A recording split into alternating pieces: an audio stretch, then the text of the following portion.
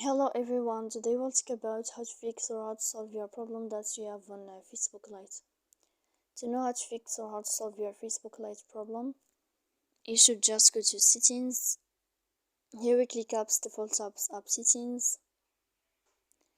Then you will enter to the window of Facebook Lite and you will enter here in this page. After that we click on first stop and we click OK.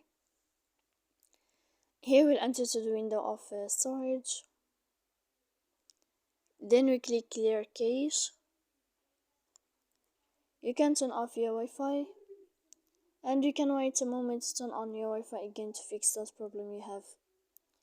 So please don't forget to support us by like and subscribe. See you next time in another video, and thank you for your attention and your watching.